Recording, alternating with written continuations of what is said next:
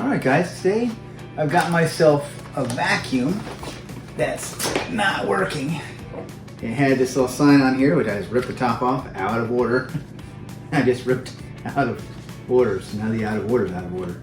But this vacuum's not working. I'm not sure what's wrong with it, but I want to take a look at this and see if I can fix it. You know, vacuums overall are pretty simple.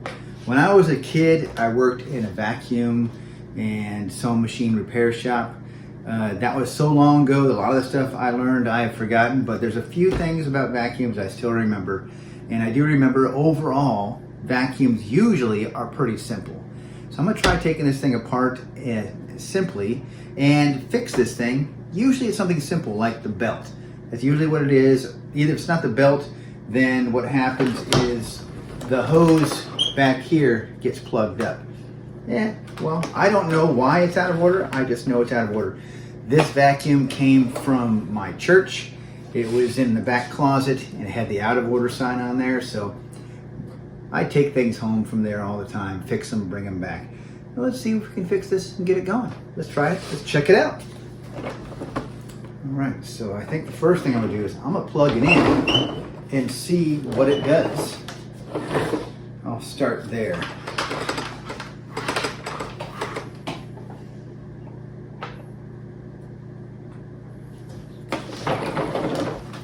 if I turn it on, what happens?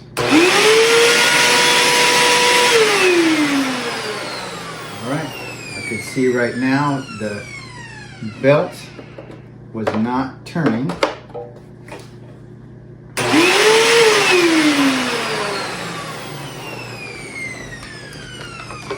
Yeah, it smells like a belt is. All right, well, let's take it apart, find the belt, and let's do this. What's the best way to do this? So you guys can see while I'm trying to see what you're seeing, what I can see, then you can see what I can see. You see what I mean? Have to cut that out because that sounded pretty stupid.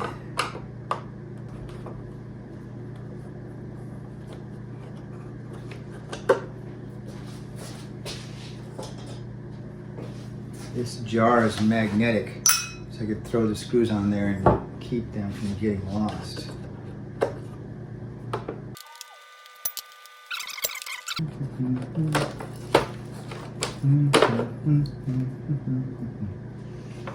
And there it is. The belt is broken. It's completely burned. So I'm going to replace this belt. And on top of it, while we're doing it, I will go through and do a thorough cleaning of this vacuum on the inside to make it so that it will work better, and then show you the other areas what can go wrong and the simple fixes that there are for them. One of them, since I got the belt off, is this right here. This right here, as it spins, it picks up a lot of debris, and what it picks up a lot of times is hair. This can really just make it so that your brush doesn't really work. I keep a pair of scissors in my garage, and what I'll do sometimes is I'll just take a pair of scissors and I'll just slice this and then pull it off. So there's hair, there's string, all kinds of little things in here. Just slice it, pull it off. Now you can also just, since you got this part right here, you can just take that out and pull it all off, clean it all up.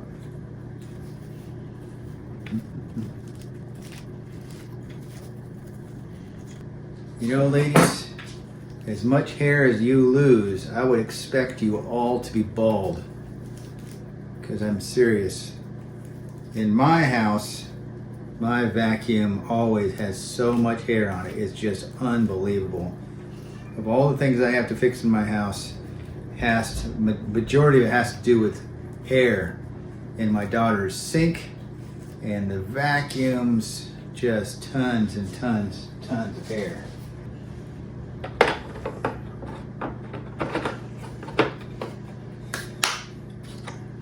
All right, well, before I continue on, I think I will go and get a brand new belt.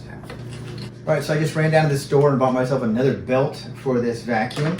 And one thing I recommend is you don't toss your old belt when you take it off there, because a lot of times these packages are not accurate. I found when I went to the store just now, almost all of the packages were open and someone had been rifling through them, taking the belts out, put them back in. In fact, not even sure if this belt matches this package, but I was able to find something that was the same size. I'm gonna try it right now, see if it works, and hopefully it does. All right, if you look down inside here, you see this is the bar that the fan belt, that the belt goes on. It's not a car. The belt goes on. So what I do is I just kind of put it sideways to kind of get it around that little piece there.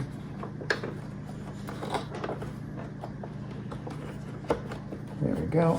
It's around that. Then I take the piece, you can see what goes on this side, right there, and then you just gotta stretch it up till you get to where you're supposed to be. And there's this little square, this is square, it's gonna fit right inside there. Stretch it.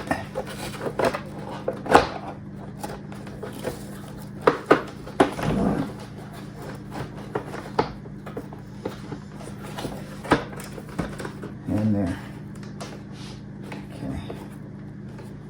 Well, it's on. Now, take this piece. I think it's off a bit. All right, so there's two pieces there. Put it over, up high enough, and down. Clip it right into place. Helps you put it in the right spot.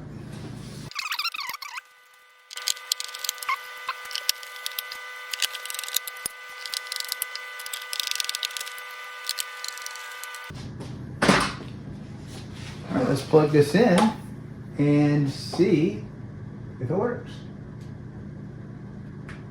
Find out real quick.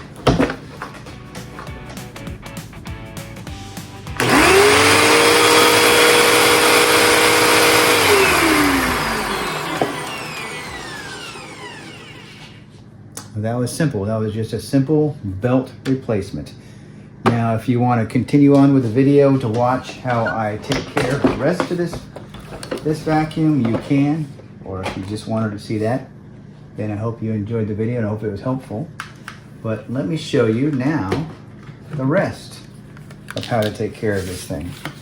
Now, this right here is a container that needs to be emptied and a filter that needs to be cleaned inside here. Let me show you how to do that. For this, all you gotta do is just push this button, it opens, shake out all that junk inside there. So much of that stuff. Hopefully you're not too worried about getting your hands dirty. Now if you look inside here, you can see there's stuff stuck inside there. So this needs to be taken apart. You take this apart and I'll show you how to clean the inside of this thing, which will give you better suction when you want to vacuum. To take this thing apart, overall, pretty simple. Let me show you how this works. Let me close this for a moment. Up here, this piece comes off. And the way you do it is you kind of squeeze it and twist it. Twist it to unlock. There. In the top, there is a filter. This right here is a filter that can be removed. Obviously, it says right here, remove, check underside. And this thing can be rinsed in the sink. I like to rinse these, clean them every few months, I guess. And then this right here needs to be cleaned as well. So we pop this open again for the inside. And usually, there we go. That popped right out from the inside. So this right here can also be rinsed. These are made to be run in a sink. Believe it or not, you can run this in a sink, clean out all that junk. I'm gonna clean out most of this junk by hand first, so my wife doesn't kill me when I'm dumping all that in her sink. I'm gonna take off these screws here and these here, take this apart so I can get to the inside of it and rinse it. This is not part of the motor. This is just where the air funnels around inside here. It gives it it helps with the suction to get it clean. So it's okay to take this apart. It's good every once in a while. You don't need to do this very often, but this is like for a deep cleaning. If you want to do this on rare occasions, especially if you got stuff stuck inside there, it's a good idea to maybe just kind of get it a little bit cleaner. Sometimes I just want to do a little bit more of a thorough clean.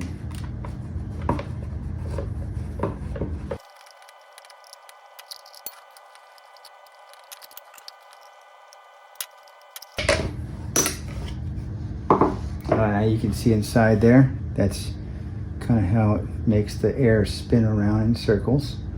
And if you could see in there a little bit, there's still some junk in there.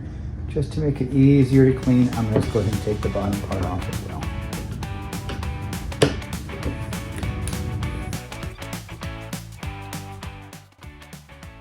Now that I got it fully apart, I can now clean it even better. See all that junk in there?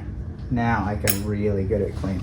So let me go rinse this off, scrub it down a little bit in my sink, and be back. I'll rinse this too while I'm at it. Go ahead and give it all a good clean.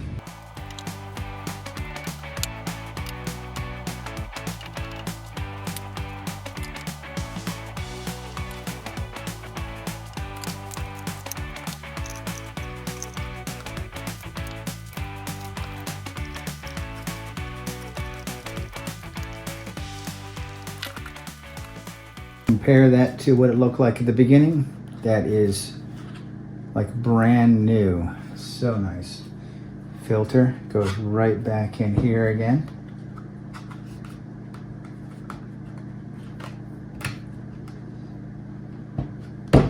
Perfect. That is beautiful. This goes in here like that. Just close that for now. Then this piece is gonna lock on here and lock it down.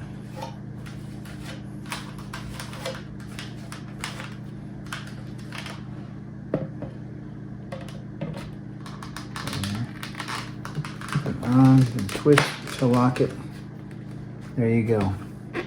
And that thing is clean. I feel like that should work a whole lot better. Now, one thing I want you to know is, since the filter is probably still a little damp, I wouldn't turn this vacuum on right away. I live in Arizona. This thing will dry in a couple days just by sitting there doing nothing. So if you live in a dry climate, you can put this back together again, set it in the corner, and you know how often we vacuum, right? Probably won't vacuum till again next week. This thing will be definitely dry by then. If you don't live in Arizona, then what I would say is leave that filter on your counter on a towel, let it dry for a day, 2, depending on what your humidity is. Once it's dry, then stick it back in there. Let it dry so you don't mold that thing. And then put this back together again. All right, now that we've got this thing good and clean, I want to show you a couple other things that will help, that could, not really help, that could go wrong with your vacuum. It's these two little ports right here. One here, one here. The air goes in here and out there. As things are getting vacuumed up, it's getting sucked into this little pipe right here. Now what happens is, like my daughters, they tend to vacuum up their socks a lot. Socks and their underwear and stuff. So it gets caught inside here, inside this little pipe, and gets stuck in there. Now it'll still continue to vacuum, and you'll think your vacuum's okay. You'll just notice the power is a lot less suction than it had before. All you gotta do, there's this little switch right here. Now unclip this, and this thing, you can just run like a wire through there, or just shake it out real good. But most of the time you have to actually run something through there to get out whatever's stuck inside there. Because usually once one thing gets caught in there, then a bunch of other things just kind of starts piling up in there. It just gets real thick, full of stuff, depending on how long it's been running with something plugged in there. So to get that out, that'll make a world of difference cleaning that out. This vacuum, nothing can get caught in here. But in others, I have seen in other types of vacuums where stuff can get caught in there. You just take the needle nose pliers and pull it out. But in the way this one's built, that can't happen. So let me put this back on there. That's it for this vacuum and this video. I hope this video helped you. And you know, nowadays with the cost of everything being so expensive, to be able to fix something on your own can be kind of helpful. And one thing to think about is if your vacuum was already broken in the first place and you go to work on it, you're not going to break something that's already broken. So if you're a little worried or nervous about taking apart your vacuum and fixing it or trying to fix it because you think you might break it, hey, just think about it. It's already broken anyways. So what we're going to do, you're going to throw it away. Get a new one, which you were going to do anyways. You might end up saving yourself a little money. I hope this video was helpful, and thanks for joining me on my garage. See you again sometime.